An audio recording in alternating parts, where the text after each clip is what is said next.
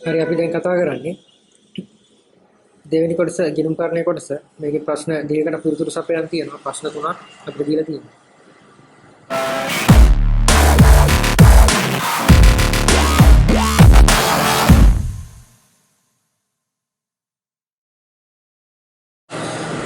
පහේ එක. පහක් දැක්කන්නේ වෙළඳ ව්‍යාපාර සිදු ගනුදෙනු කීපයක් දීලා තියෙනවා.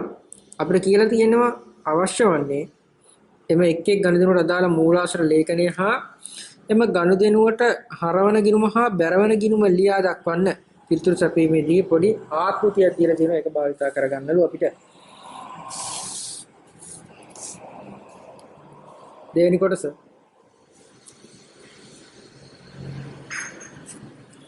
දෙවෙනි කොටසේ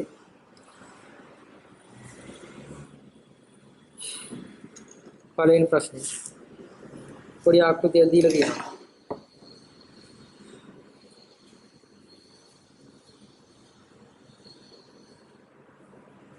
අපි ආකෘතිය හඳගමු.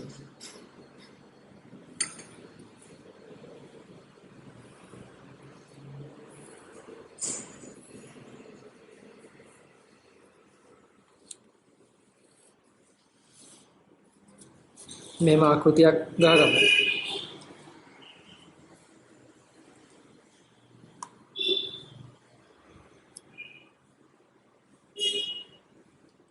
ගනුදෙනුව.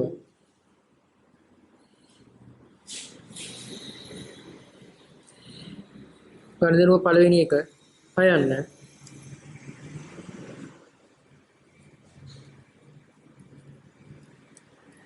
මූලාශ්‍ර ලේඛනය පළවෙනි එක දීලා තියෙන්නේ අයිතිකරු රුපියල් 50000ක මුදලක් ප්‍රාග්ධන ලෙස ගෙවීම. මූලාශ්‍ර ලේඛනයේ ලදුපත. හරවන ගිණුම මුදල් ගිණුම හර ප්‍රාග්ධන ගිණුම බැර.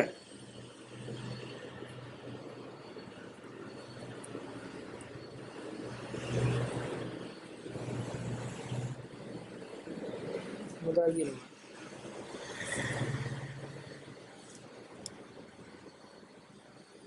බැරවන ගිණුම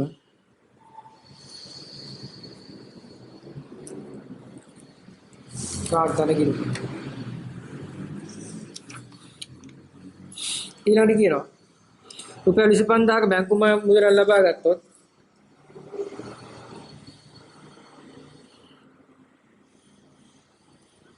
රුපියල් 25000ක බැංකු ණය මුදලක් ලබා ගැනීම. පහක් දැක්ක සිදු ගනුදෙනු කීපයක්. ආයන්න.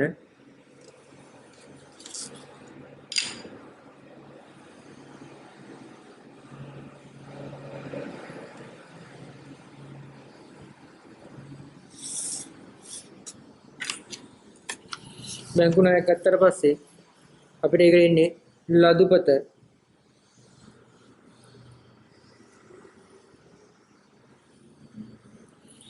හරවන්නේ මුදල් ගිණුම එහෙම නැත්නම් බැංකු ගිණුම.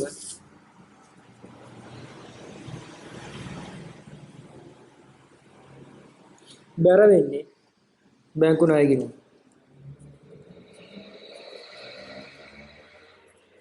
ඊළඟට 15000ක වඩු තොගයක් ණයට ගැනීම. ගැනුම් ඉන්වොයිසිය.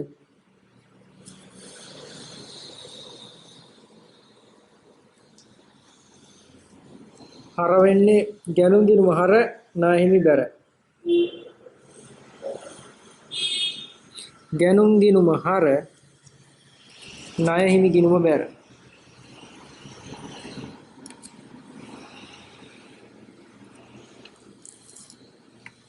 රුපියල් 3000ක මාසික විදුලි බිල ගෙවුවා. ගෙවීම් වවුචරය.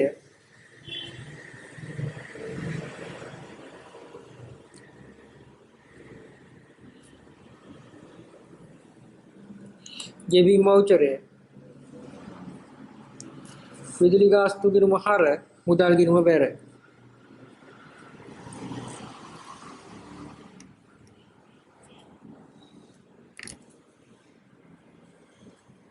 විදුලි ගාස්තු ගිණුම හර මුදල් ගිණුම බැර.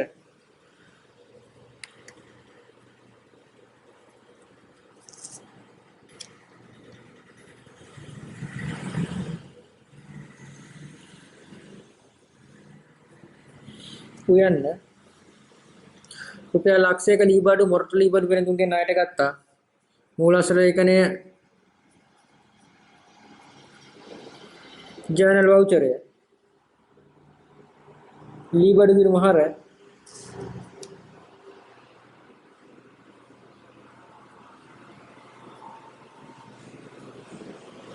මොරටු ලීබඩු වෙරෙන්දෝ බැර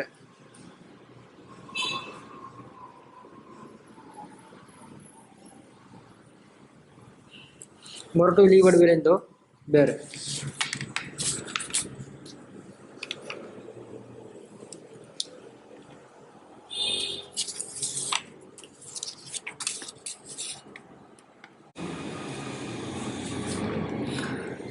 දෙවෙනි ප්‍රශ්නේ 2015 3:31 දිනට ශේෂ පිරික්සුමේ තුරණය වෙලා නැහැ කියලා තියෙනවා කැඩුම්ගේ ව්‍යාපාරයේ වෙනසට හේතු වඩා තියෙනවා රුපියල් 4000ක් අවිනිශ්චිත දීමකට බැරට කරලා තියෙනවා පහත වැරදි ටික අනාවරණ වෙලා තියෙනවා අපිට කියනවා වැරදි නිවැරදි කරන්න ජර්නල් සටහන් ලියන්න කියලා පළවෙනි එක එරංග විසින් ආපසු එව් රුපියල් 1000ක බාණ්ඩ අදාළ ගිණුම් දෙකෙහිම හරට සටහන් වී ඇත එරංග අපිට එව්වහම බාණ්ඩ අදාළ ගිණුම් දෙකෙහිම හරට සටහන් වෙලාලු. අපි සාමාන්‍යයෙන් අපිට බාණ්ඩ එවන්නේ කවුරු හරි අපෙන් බාණ්ඩ ගත්ත කෙනෙක්. ඒ කියන්නේ අපේ නාය හිමියෙක් තමයි එවන්නේ. නාය හිමියෙක් බාණ්ඩ එව්වට පස්සේ අපි අදාළ නාය හිමියා අපෙන් ගාණ්ඩ එවනවා. එව්වට පස්සේ අදාළ නාය හිමියාව අපි හර කරලා ආපසු එවුම් ගිණුමට බැර කරනවා. ආපසු එවුම් ගිණුමට බැර කරනවා. නමුත් මෙතන කරලා තියෙන්නේ අදාළ නාය හිමියා හර කරලා ආපසු එවුන් ගිනුවත් බැර කරලා. එහෙනම් අපිට එතන වෙනසක් වෙනවා.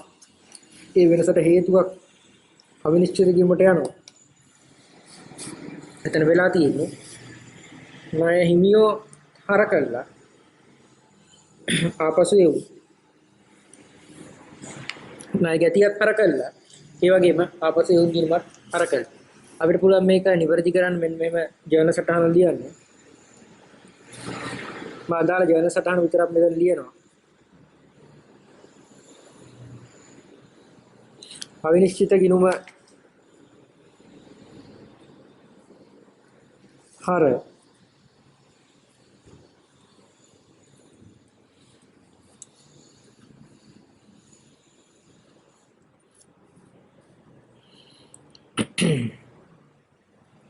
රුපියල් 2000යි.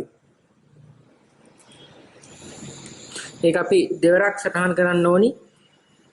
දෙපැත්ත බැලන්ස් වෙන්න ඕනි. 1000ක් තියෙන හින්දා අපි ඒක දෙවරක් කරලා ගන්නවා.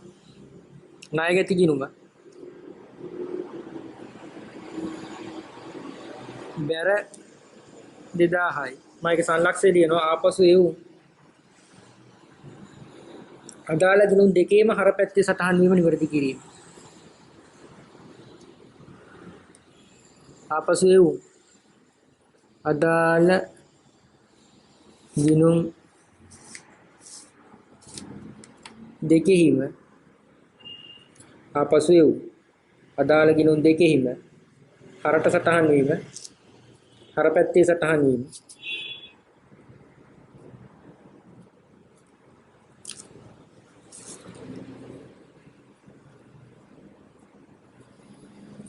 නිවැරදි කිරීම.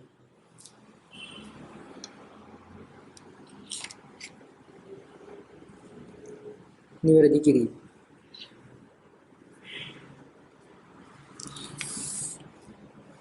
ඒ තමයි අපේ දිත්ත සටහන වෙන්නේ. ඊළඟට රුපියල් 8000ක විකුණුම් ඉන්වෝයිස් විකුණුම් ජර්නල් සටහන් කර ඇත්තේ 800ක් ලෙසය. එහෙනම් අනිවාර්යයෙන්ම 7200 ක තැන වෙනසක් වෙනවා. 800ක් විදිහට දාලා නම් ඊටු ටිකත් අපි සටහන් කරන්න ඕන විකුණුම් ජර්නලේ. ඒ කියන්නේ අපි විකුණුම් ජර්නලේ සාමාන්‍යයෙන් දාන්නේ අදාළ ණයට ගත්තු දෙයක් තමයි දාන්නේ. ඒ කියන්නේ ණයට ණය අපේ කාගෙන් හරි අපෙන් කවුරු හරි ණයට බාණ්ඩ අරගෙන තමයි මෙතනදී වෙලා තියෙන්නේ. එන 7200ක් අපි අඩුවෙන් දාලා තියෙනවා. අපි බැරිවිච්ච මගහැරිච්ච 7200 අපි නැවත සටහන් කරනවා වැරදි නිවැරදි කිරීමක් විදිහට. ණයගැති ගිණුම හර 7200යි. අවිනිශ්චිත ගිණුම විකුණුම් ගිණුම බැර 7200යි.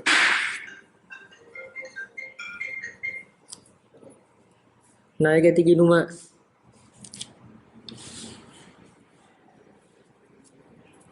හර 7200යි.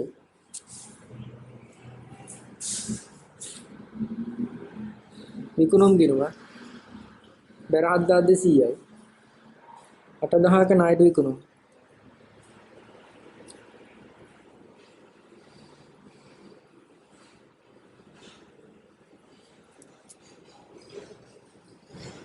අට 100ක් ලෙස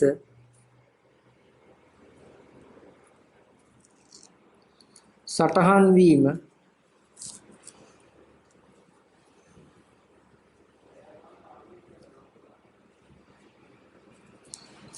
අට 100ක් ලෙස සටහන් වීම නිවැරදි කිරීම.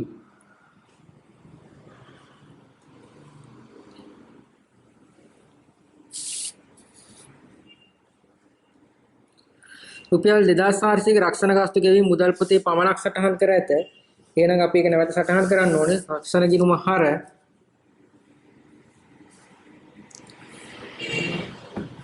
රක්ෂණ ගාස්තු හර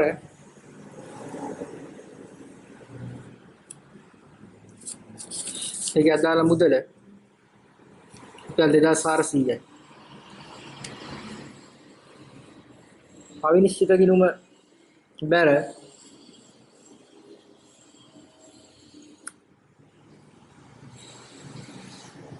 ₹2400. රක්ෂණ ගාස්තු ගෙවීම සටහන් කිරීම.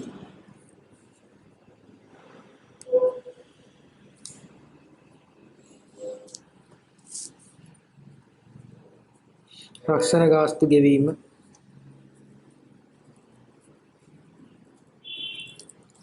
සටහන් කිරීම. ඊළඟට කියලා තියෙනවා ලැබූ පොලි රුපියල් 2200ක් මුදල් පොතේ නිවැරදි සටහන් කර ඇතත් ගෙවූ පොලි ගිණුමට හර කරලා ඇත. පොලියක් ලැබුණාම අපි කරන්නේ මුදල් හර කරලා ලද පොලි බැර කරනවා.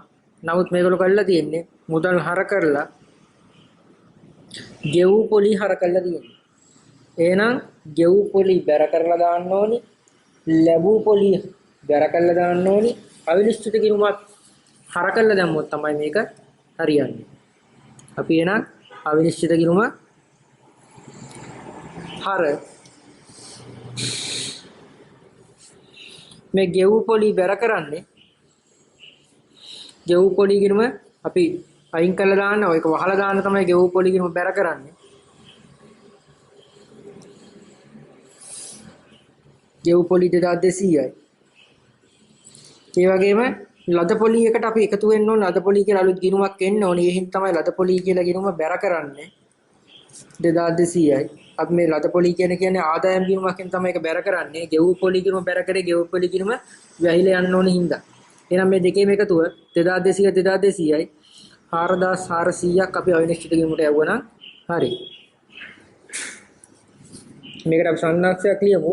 ලැබූ පොලි 2200 ගෙවූ පොලි ගිණුමේ හර කිරීම. ලද පොලි 2200 ගෙවූ පොලි ගිණුමේ හරට සටහන් වීම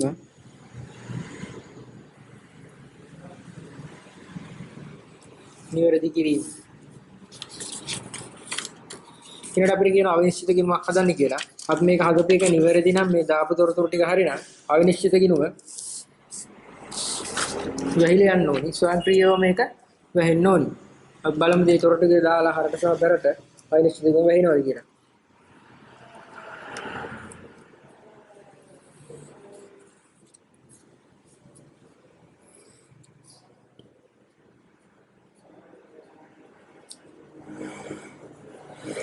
අවිනිශ්චිත ගිණුම අපිට මුලින්ම කියලා තියෙනවා ශේෂයක් දීලා තියෙනවා 4000ක බැර ශේෂයක් දීලා තියෙන්නේ. එහෙනම් මම අවිනිශ්චිත ගිණුමේ උඩින්ම දා ගන්නවා ශේෂය ඉදිරියට ගෙන එක ගාණ දීලා තියෙනවා 4000යි. ඊළඟට අපි ණය ගැති කියලා හර කරා 2000ක් ඒකත් මේකට දාමු. ණය ගැති කියලා අවිනිශ්චිත ගිණුමට හර කරා ගෙවූ පොලි කියලා අවිනිශ්චිත ගිණුමට හර කරා 2200ක් ලද පොලි කියලාත් අපි අවිනිශ්චිත ගිණුමට හර කරා 2200ක් ගෙවූ පොලි ලද පොලි. ඊළඟ රක්ෂණ ගාස්තු කියලා අපි බැර කරා 2400ක්.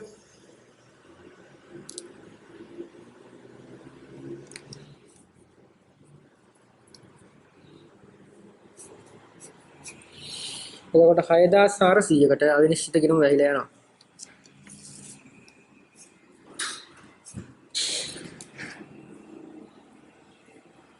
හයදා 400කට අවිනිශ්චිත ගිණුම අපේ වැහිලා යනවා.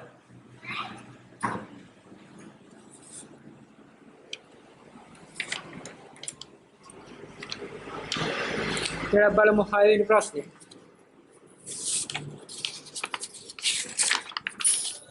6 වෙනි ප්‍රශ්නේ බලන්න. දිලනතරු ක්‍රීඩා සමාජයේ 2014 12:31 කින් අවසන් වර්ෂය සඳහා පිළියෙල කළ ලැබීම් සහ ගෙවීම් ගිණුමක් දීලා තියෙනවා අපිට. මෙතන ලැබීම් සහ ගෙවීම් ගිණුම දීලා තියෙනවා.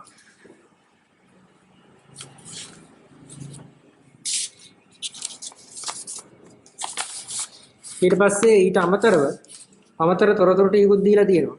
අපෙන් ඉල්ලන්නේ හිඟ සමාජික මුදල 2014 12:31 දිනේ අවසන් වර්ෂයට පිළියෙල කළ ක්‍රීඩා සමාජයේ ආදායම් වියදම් ගිණුමේ අතුලන් අයිතම දෙකක් නම් කරන්නලු. ලාභරු නොගත් සංවිධානයක පිළියෙල කරන ලබන ලැබීම් හා ගෙවීම් ගිණුමත් ආදායම් හා වියදම් ගිණුමත් අතර වෙනස්කමක් ලියන්නලු.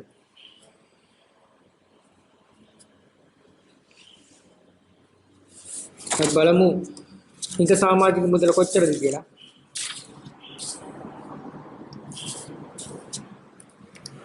හිඟ සමාජික මුදල කොච්චරද කියලා බලමු.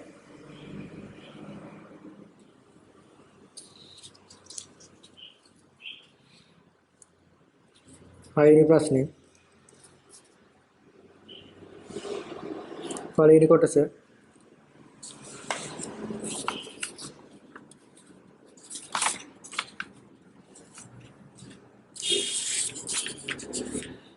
අයන්.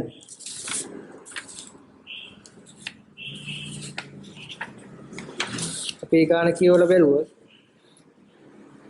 2014 12:31 දිනට පිළියෙල කර ලැබීම් හා ගෙවීම් ගිණුම දීලා තියෙනවා. සමාජික මුදල් ලැබීම් 80000ක් දීලා තියෙනවා. සමාජික මුදල් ලැබීම් 80000ක් දීලා තියෙනවා. ඊළඟට තියෙනවා දිලනතරු ක්‍රීඩා සමාජයේ සමාජිකයන් සංඛ්‍යාව මෙතනින් අපිට පුළුවන් එකට උත්තරයක් හොයාගන්න. සමාජික සංඛ්‍යාව 200යි. සමාජික ගාස්තුව 500යි. එහෙනම් මම හොයනවා මුළු සමාජික මුදල.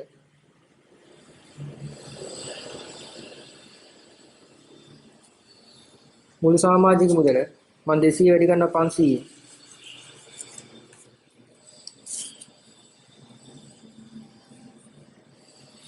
ලක්ෂයක් වෙනවා. ලද සමාජික මුදල් අපේ ලැබී ගෙවීම් ගිණුම තියෙනවා 80000යි කියලා හරට සටහන් කළා.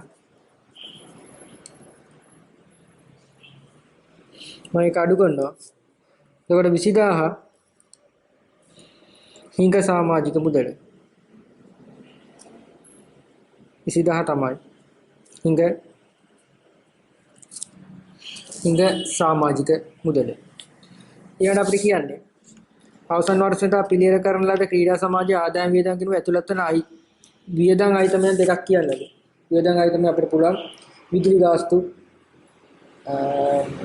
ක්‍රීඩා පිටි නඩත්තු වියදම්, ඒ වගේ දේවල් දාන්න.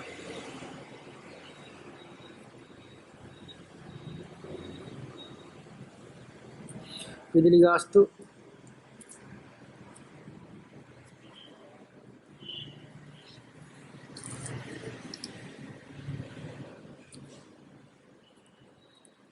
ක්‍රීඩා පිටිය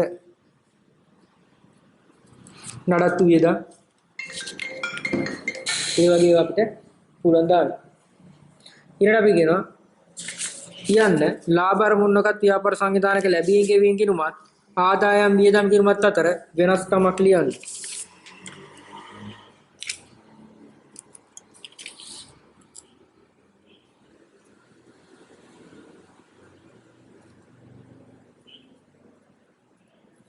මෙන්න ලැබීම් ගෙවීම් ගිණුම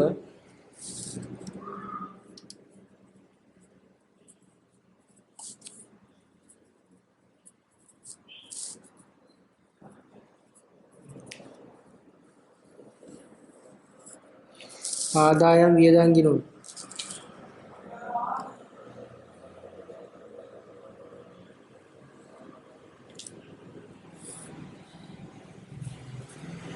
මේක ලැබීම් ගෙවීම් කිරීම ව්‍යාපාරයේ මුදල් පොතට සමානයි. වෙළඳ ව්‍යාපාරයක මුදල් පොතට සමානයි.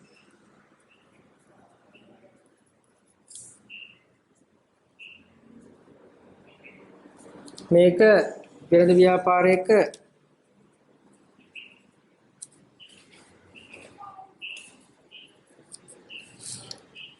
ලාභ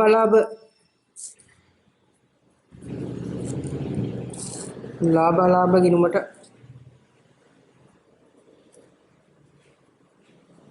සමානයි. ගනුදෙනු මුදල් පදනමට සමය සටහන් කරන ලැබීම් ගෙවීම් ගිණුමේ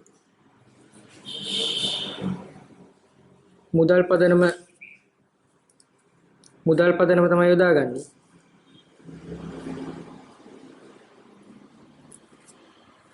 මෙතන උපචිත පදනම යොදා ගන්නවා.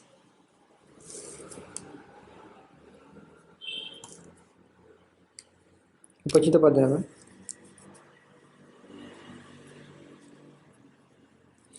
යොදා ගන්න. අපි දෙකක් ලිව්වා. උත්තරය අහලා තියෙන්නේ එක කොටසයි ලියන්න කියලා තියෙන්නේ. ඊළඟ දෙවෙනි එක අමාලිගේ ව්‍යාපාරයේ 2015 සැප්තැම්බර් මාසයේ මුදල් පොතේ බැංකු තීරුව පහක් දැක්වේ. අපිට මුදල් පොතේ බැංකු තීරුව දීලා තියෙනවා. අමාලිගේ ව්‍යාපාරයේ බැංකු විසින් ගෙවන ලද බැංකු ප්‍රකාශනයක් දීලා තියෙනවා. සංශෝධිත මුදල් පොත සහ බැංකු සැසඳුම් ප්‍රකාශය හදන්න කියලා තමයි කියන්නේ. සංශෝධිත මුදල් පොත සහ බැංකු සැසඳුම් ප්‍රකාශය හදන්න කියලා තමයි කියන්නේ.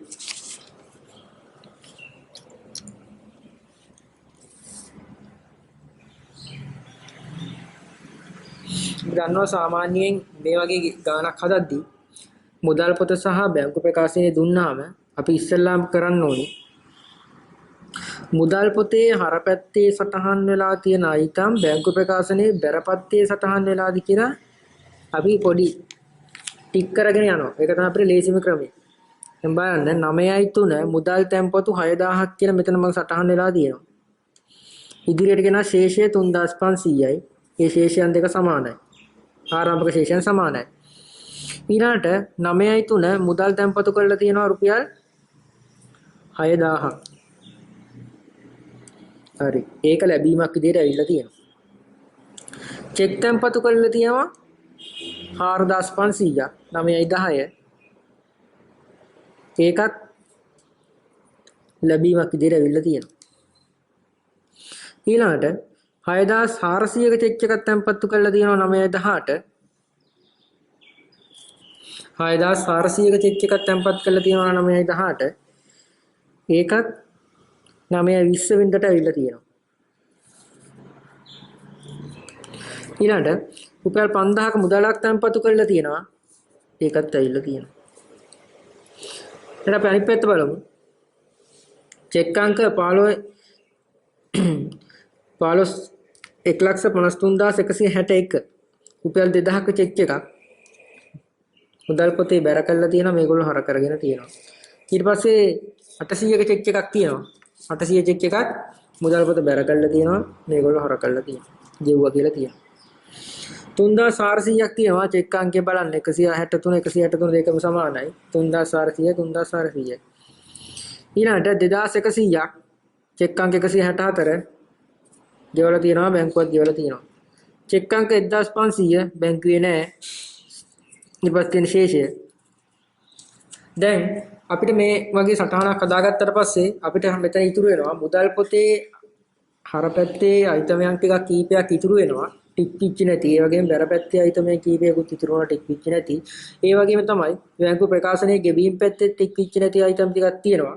ඒ වගේම ලැබීම් පැත්තේ ටික් පිච්චි නැති අයිතම් ටිකක් තියෙනවා. මෙන්න මේ අයිතමයන් ටික තමයි අපේ මේ ගිණුමේ ශේෂය වෙනස් වෙන්න හේතු වෙලා තියෙන්නේ. අපි මේ හේතු ටික හොයාගෙන හදන්න පුළුවන් අපිට මුදල් පොත සහ බැංකු සැසඳුම් ප්‍රකාශය.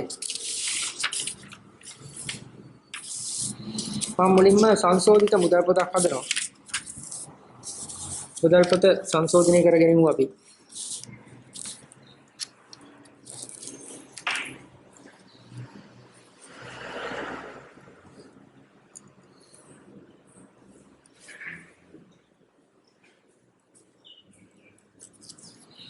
මම මුලින්ම සංශෝධිත මුදල් පොතක් හදනවා.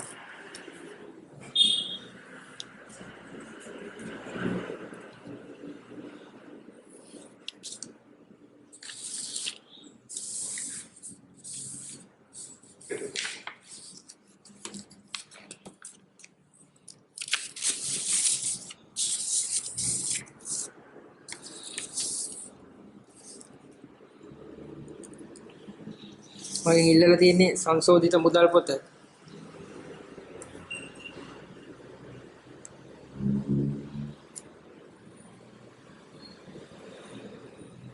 මෙන්න සංශෝධිත මුදල් පොත. මම ශේෂය දාගන්නවා සුපුරුදු විදියට දීලා තියෙන ශේෂයම පාගේ ශේෂය හර ශේෂයක් තියෙන්නේ.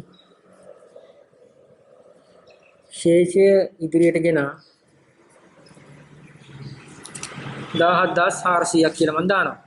ශේෂය ඉදිරියට ගෙන ආපුවා 17400ක් කියලා තියෙනවා. ඒතුළු ටික මට තියෙන්නේ. මම සංශෝධිත මුදල් පොතක් ගහගත්තා. ඊට පස්සේ මම ආරම්භක ශේෂය දාගත්ත 17400ක් කියලා ඒක පොතේ දීලා තියෙනවා. ඊට පස්සේ වට කරන් තියෙන්නේ තමන්ගේ අපි මේ ගත්ත බැංකු අපි මේ ටික් කරගත්ත බැංකු ප්‍රකාශනයේ තියෙනවා. ටික් කරගත්ත බැංකු ප්‍රකාශනයේ තියෙනවා. අපි මේ බැංකු ප්‍රකාශනය අරගෙන ඒකේ බලන්න ලැබීම් පැත්තේ ටික් වෙලා නැත්තේ මොනවද කියලා. අපිට හම්බෙලා තියෙනවා රුපියල් 2000ක් සහ ණයගැති ප්‍රේෂණ 2000ක් හම්බෙලා නැහැ. එහෙනම් අනිවාර්යයෙන් මේ ණයගැති ප්‍රේෂණ 2000 බැංකුවට ලැබිලා තියෙනවා. අපි මුදල් පොතේ සටහන් කරගෙන නැහැ. එහෙනම් මම මගේ ගිණුමේ මගේ සංශෝධිත මුදල් පොතේ මම ණයගැති ප්‍රේෂණ කියලා හර කරගන්නවා. මගේ ගිණුමට ඇවිල්ලා තියෙනවා රුපියල් 2000ක්. මම දාගන්නවා ණයගැති ප්‍රේෂණ.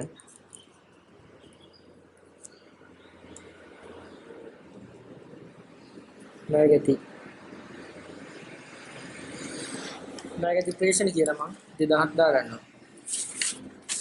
ඊට පස්සේ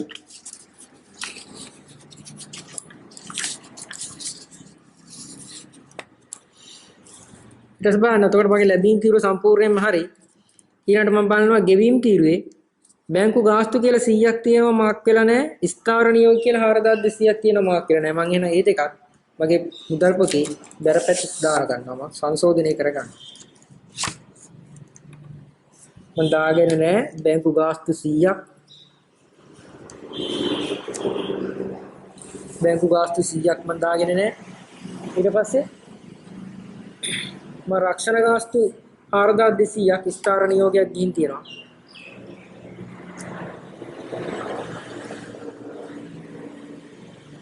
ස්ථාවර නියෝග 4200ක් මම දාලා නැහැ.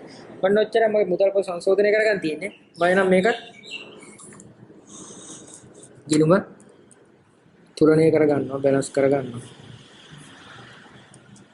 ගිණුම තුලනය කරගන්නවා. 19400යි 19400යි. ඒකම මට එනවා ශේෂය 15100ක. ඒතර මට එනවා ශේෂය 15100ක ශේෂයක් එනවා. දැන් මට තියෙන්නේ බැංකු සසඳුන් ප්‍රකාශය හදන්න.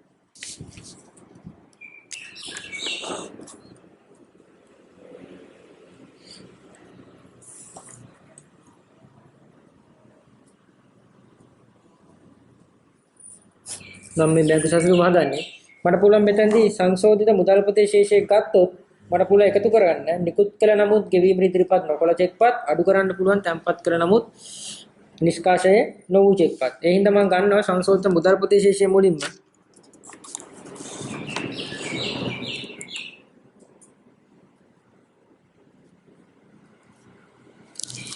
මම ගන්නවා සංශෝධිත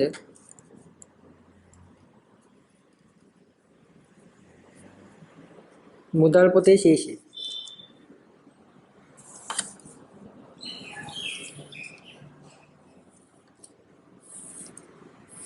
සංශෝධිත මුදල් පොතේ ශේෂය විදිහට දාගන්නේ අපි දැන් හොයාගත්තේ 15100ක ප්‍රමාණයක් අපි හොයාගත්ත සංශෝධිත මුදල් පොත සංශෝධනය කළා. මම ඒක දාගන්නවා දෙවෙනි තීරුවට.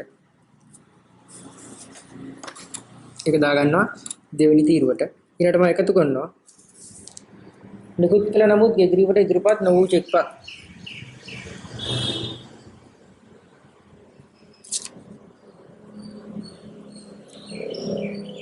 නිකුත් කළ නමුත් ගෙවීමට ඉදිරිපත් නොකළ චෙක්පත්. නිකුත් කළ නමුත් ගෙවීමට ඉදිරිපත් නොකළ චෙක්පත්. ඒක මට පුළුවන් අර මං ගානේ මං හදාගත්ත ටික් කරපු මුදල් පොතෙන් මට පුළුවන් නිකුත් කරලා තියෙන පැත්ත බලලා මේ තියෙන මං නිකුත් කරපු පැත්ත මෙන්න එහෙනම් මේ 1500ක චෙක් එක මං නිකුත් කරාට ගෙවීමට ඉදිරිපත් වෙලා නැහැ. මං චෙක් අංකේ දාන්නම් ඉස්සරහින් 153යි 165 1500. ඊළඟට මම අඩු කරනවා තැම්පත් කළ නමුත් නිෂ්කාශනය නොවූ චෙක්පත්. තැම්පත් කළ නමුත්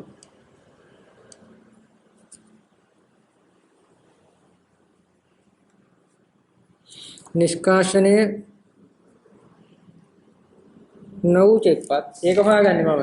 තැම්පත් කරපියව මම හර තීරුවේ දාන්නේ. එහෙනම් මේ 1800ක් තියෙනවා. ඒක 1800 මෙන්න මේ 1800 තැම්පත් කරාට නිෂ්කාශන වෙලා නැහැ.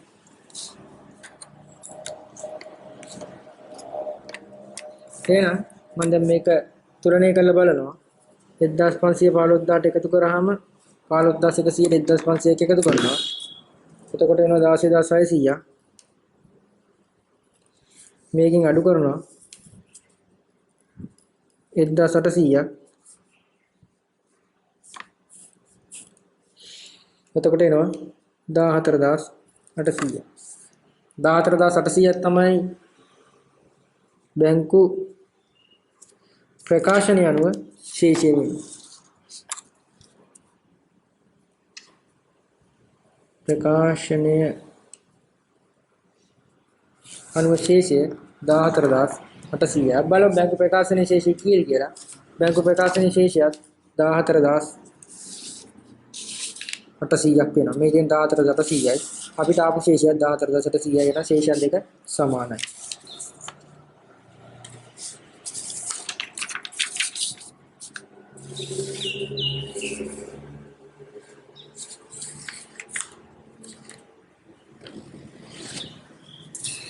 ඊට කතා කරන 7 වෙනි ප්‍රශ්නේ. තරජිගේ වෙළඳ ව්‍යාපාරයේ ශේෂ පිරික්සම දීලා තියෙනවා. අමතර තොරතුරු දීලා තියෙනවා. මට කියනවා වෙළඳ හා ලාභාලාභීන්ම සහ ශේෂ පත්‍රය දාන්න කියලා. මම මුලින්ම ඒ අදාළ ගිණුම් ටික ආකෘති අඳ ගන්නවා.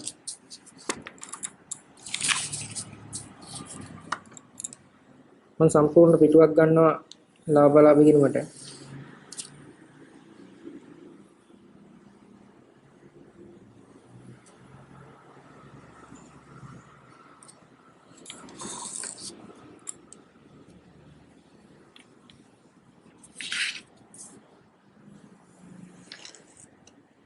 සම්පූර්ණ මෙයාගේ පිටුවක් ගන්නවා.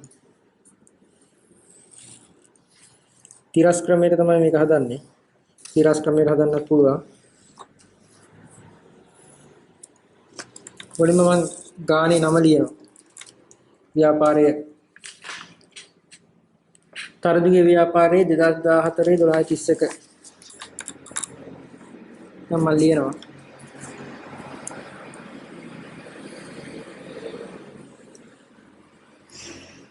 තරුන්දිගේ ව්‍යාපාරයේ 2014 12:31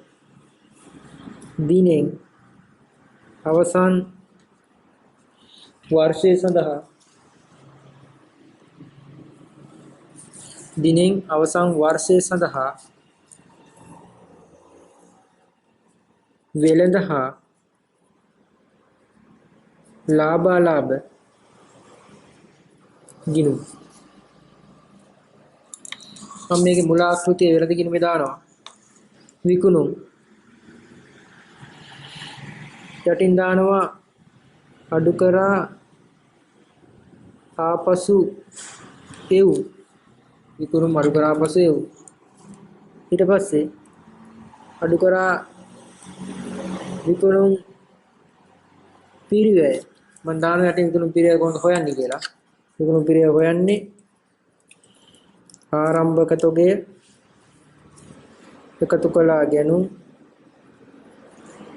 අඩු කළා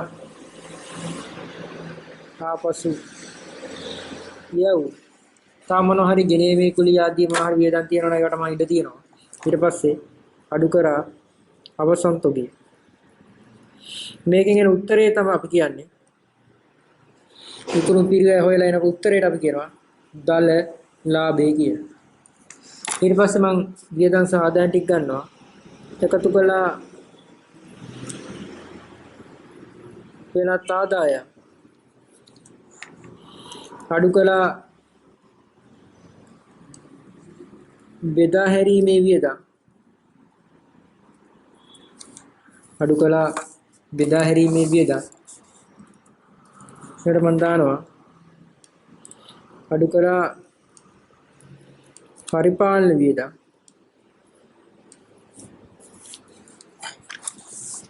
ඊට පස්සේ අඩු කරා මූල්‍ය වියදම් අඩු කරා මූල්‍ය වියදම් අඩු කරා වෙනත් වියදම් ඊට මම මෙහෙමම ශේෂ පත්‍රයක් හදනවා ශේෂ පත්‍රය හදනවා ඒකත් මම මේ විදිහට සම්පූර්ණ පිටුවක් රූල් කරනවා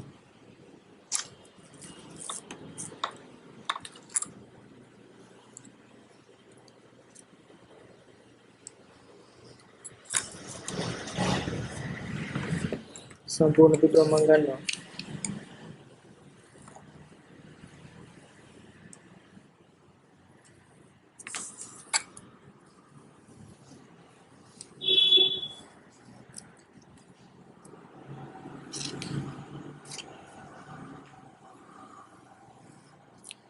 මේකේ දාන නම ලියනවා අපි උඩින් ව්‍යාපාරය අධිකරුගේ නම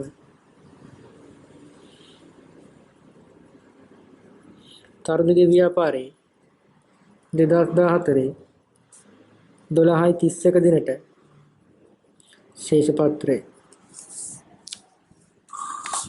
මම මේකේ මුල ටික ලියාගෙන යනවා වත්කම් ජංගම නොවන වත්කම් ඊට සමන් ජංගම නොවන වත්කම් වලට ඉඩ තියෙනවා ඒ ටික අවශ්‍ය ප්‍රමාණය ලියා ගන්න ඊට මම යටින් ලියනවා ජංගම වත්කම්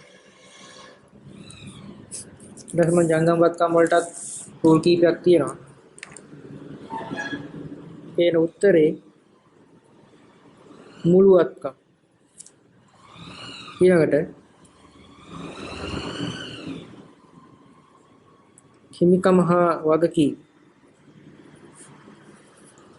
හිමිකම හා වගකීම් ගන්නවා එයටතේ ප්‍රාග්ධනය මේකට එකතු කළා හෝ අඩු කළා සුද්ධ ලාභය හෝ අලාභය මේකෙන් අඩු කළා ගැනිලු ඊට පස්සේ ජංගම නොවන වගකීම් සහ ජංගම වගකීම් මේක තමයි මේකේ සම්පූර්ණ ආකෘතිය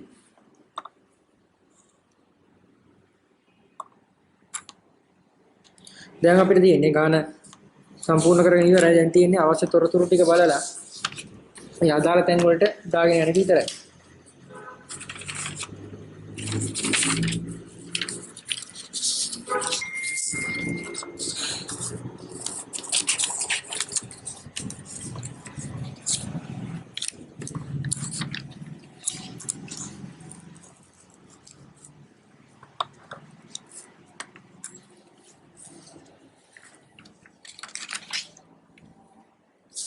මෙතන ගාන පටන් ගද්දි මුලින්ම අමතර තොරතුරු වලින් පටන් ගන්නවා. තියෙන අවසන් තොගය රුපියල් 12500ක් කියලා. අවසන් තොගය අපිට කිව්ව ගම අපිට පුළුවන් අවසන් තොගය සටහන් කරගන්න තැන් දෙකක එකක් තමයි ජංගම වත්කම් කියන තැන පුළුවන් අවසන් තොගය දාගන්න.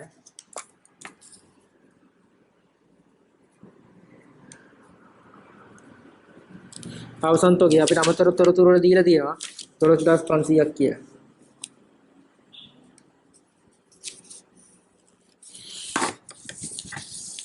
ඊට පස්සේ මම හදාගත්ත වෙළඳ ගිණුමෙත් මට පුළුවන් අඩු කර අවසන් තොගේ කියන තැනට 12500ක් මට දාගන්න. අඩු කළා අවසන් තොගේ. මම මේ දාගත්තේ වෙළඳ ගිණුමේ අවසන් තොගේ ඉස්සරහින් තමයි 12500 දැම්මේ. ඊළඟ ගානේ කියලා තියෙනවා යන්ත්‍ර සූත්‍ර සර්ග මාර්ග ක්‍රමයට වාර්ෂිකව 10%ක් සුළු කරන්න ඕනේ. අපි බලමු යන්ත්‍ර සූත්‍ර ඇති මේකේ. යන්ත්‍ර සූත්‍ර කීයක් තියෙනවද කියලා බලමු. ගාන දීලා තියෙනවා යන්ත්‍ර පිරිවැයට 1,20,000යි කියලා. මේ 1,20,000න්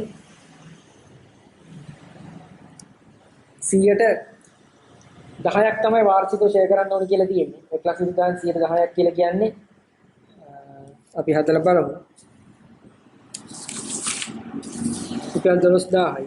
මේ රුපියල් 12000 සරල මාර්ග ක්‍රමයට ෂෙයා කරන්න ඕනේ.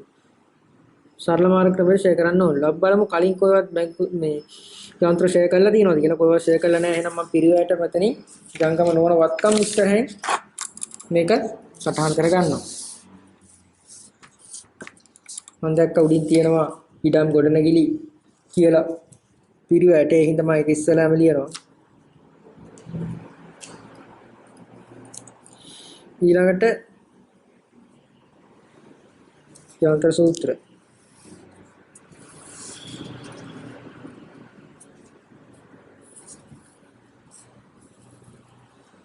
ඊළඟට යන්ත්‍ර සූත්‍ර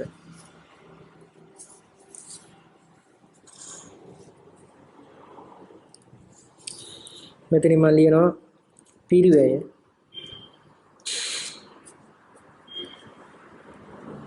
ෂෙයාරින් කිරීම පිරිවැය ෂෙයාරින් කිරීම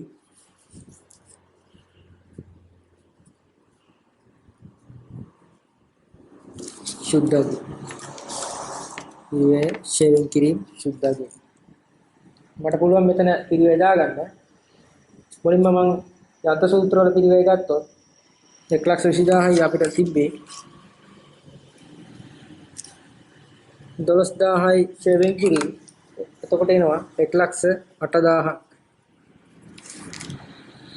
මේක ඉඩම් ගොඩනැගිලිත් තියෙන 1,04,යි ඉඩම් ගොඩනැගිලි ෂෙයා වෙන්නේ නැහැ ඒ හින්දා මම 1,04,ත් එහෙම දාගන්නවා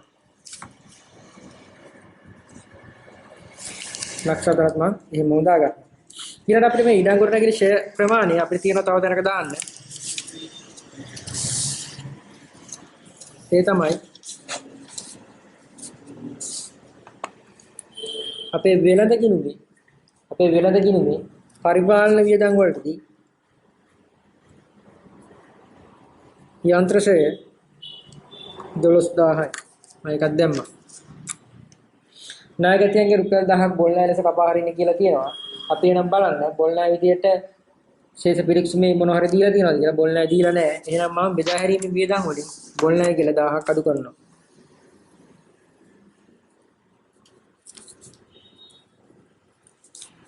ඒ වගේම මම ජංගම වත්කම් වලත් ණයගැතියන්ගෙන් ජංගම වත්කම් වලත් ණයගැතියන්ගෙන් බොල්නාය විදියට 1000ක් අඩු කරනවා ණයගැතිය ඉන්නවා 45000ක් මම වරහන් ඇතුළේ එතනින් 1000ක් අඩු කළා 44000ක් විදියටම කාන්ට දානවා 44000ක් විතර දානවා දැන් අපිට තියෙන මුල ටික දාන්න යන්න ප්‍රාග්ධනයේ ලක්ෂ 5යි මම ඒක දානවා ප්‍රාග්ධනයේ තීරුවේ ආරම්භක තොගය 30000යි ඒක ඉන්න ඕනේ වෙළඳ ගිණුමට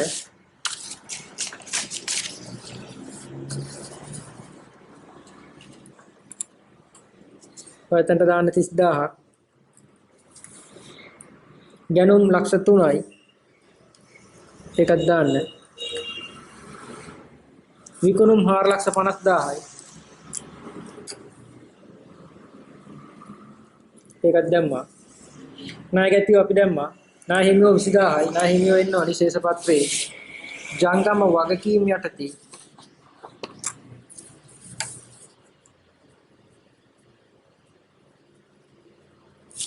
නා හිමියෝ 20000යි. නා හිමියෝ 20000යි.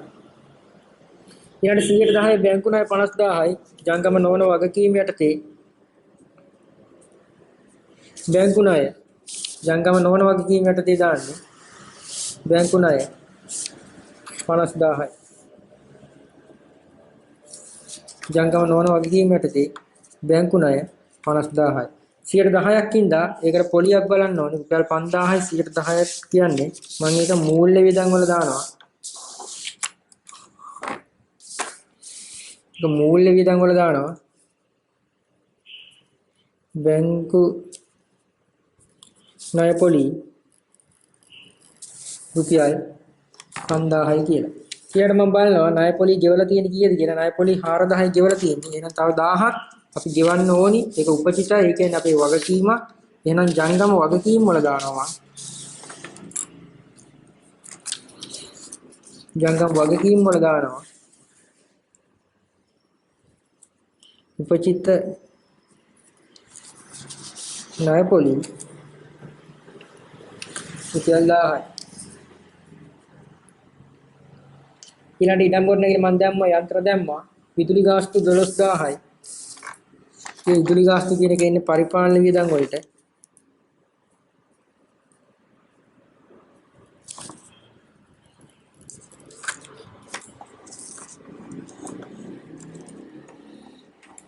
විදුලි ගාස්තු ඉන්නේ පරිපාලන වියදම් වලට. පරිපාලන වේතන 30000යි. ඒකත් මම දානවා මෙතනින් පරිපාලන වියදම් වලට.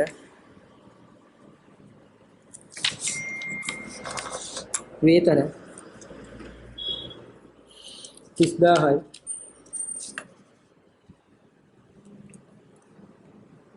ගැනිලි 5000යි. මේ ගැනිලි 5000 මම ප්‍රාග්ධනයෙන් අඩු කරනවා ගැනිලි විදියට. මේක මුදල් ගැනිල්ලක් ඇත්තේ.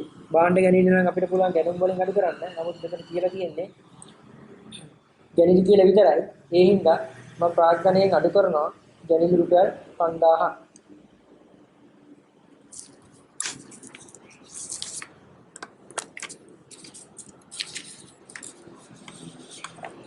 මම මෙතන ප්‍රාග්ධනය යටින් අඩු කරා ගැනිලි කියලා රුලක් තියාගත්තා.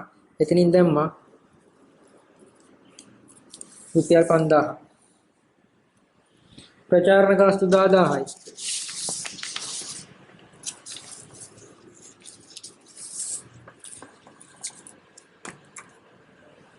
ඒක මම දානවා බෙදා හැරීමේ වියදම් යටතේ.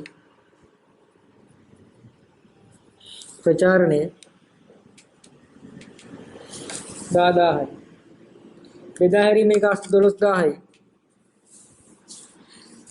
ඒකත් මම දානවා බෙදා හැරීමේ වියදම් යටතේ.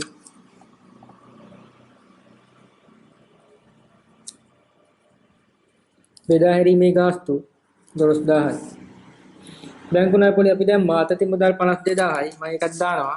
ශේෂ පිරික්සීමේ ජංගම වත්කම් යටතේ යටින්ම දානවා.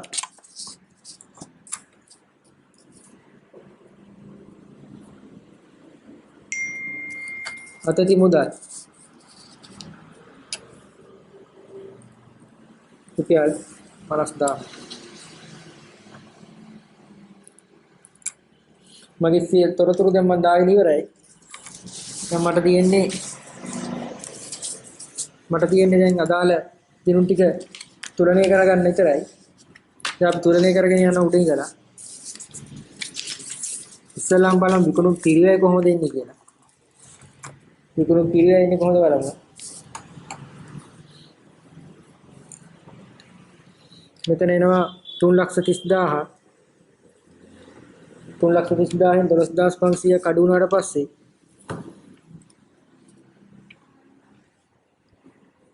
317500ක් එනවා. 450000න් 317500ක් අඩු වුණාම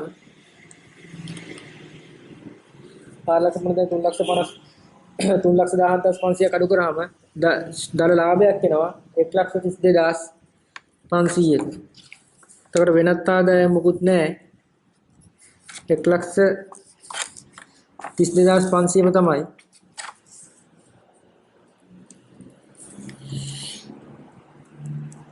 වෙනත් ආදායම් මොකුත් නැහැ. 1,32,500ම තමයි තියෙන්නේ. ඊළඟට මම ආයතන හා පරිපාලන වේතන ටික එකතුව ගන්නවා 12000යි.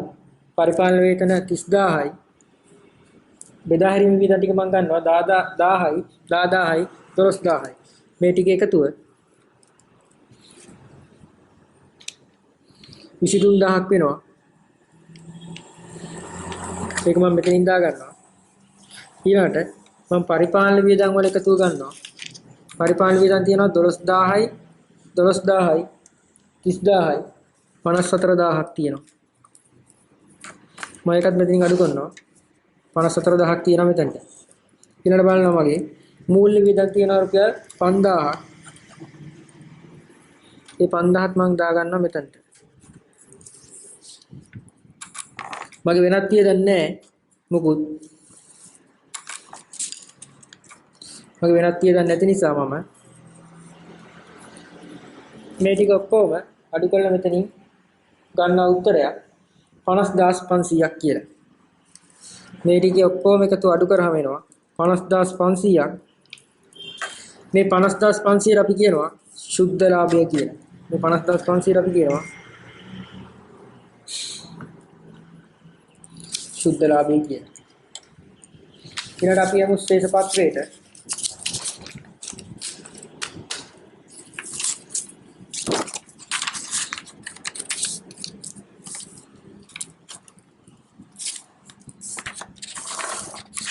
අපි යමු ශේෂ පත්‍රයට.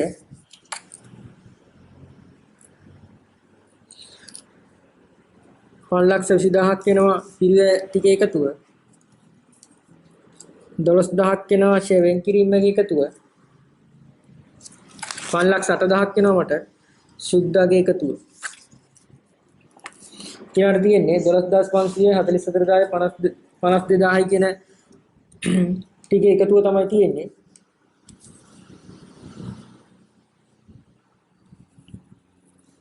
මේ ටික එකතු වෙනවා 1,08,500ක්. මේ තුනේ එකතුව 1,08,500යි.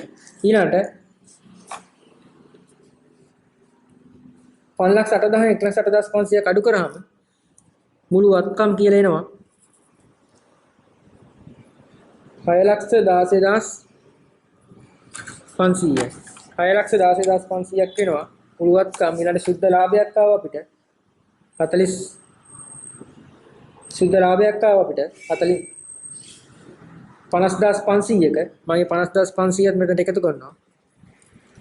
ඊළඟට 5000ක් මම අඩු කරනවා අපේ ගැනිලි 5000ක් අඩු කරාට පස්සේ එතන උත්තරේ එනවා 5,45,500ක් කියලා. 5,45,500ක් කියලා එනවා. ඊළඟට 50,000ක් තියෙනවා බැංකු ණය. 21000ක් තියෙනවා ජංගම් වගකීමක්.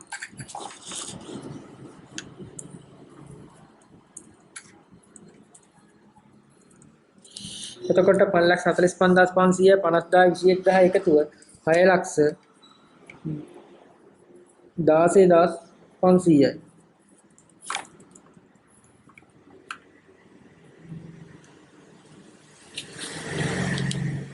6,16,500 මේ තමයි මුළු හිමිකම සහ වගකීම්. අපි මේ ගානේ හිමිකම සහ වගකීම් වලට සහ හිමිකමයි වගකීමයි ඊට අමතරව මුළු වත්කම් කියන දෙකම සමාන වෙලා තියෙන 6,16,500 මේකකින් පෙන්වන්නේ ගිණුම්කරණයේ ප්‍රාග්ධනයේ දන වගකීම් සමානයි වත්කම් කියන සමීකරණය තමයි මෙතනින් අපිට පෙන්වන්නේ. හරි අපි කතා කරලා අවසන් කරේ 2015 අධ්‍යාපන සහතික පත් සාමාන්‍ය පෙළ විභාගයේ 2015 ව්‍යාපාර අධ්‍යයනය හා ගිණුම්කරණයේ කොටස 1 හා 2 කියන කොටස් දෙක තමයි අපි අද මේ අවසන් කරලා ඉවර කරේ.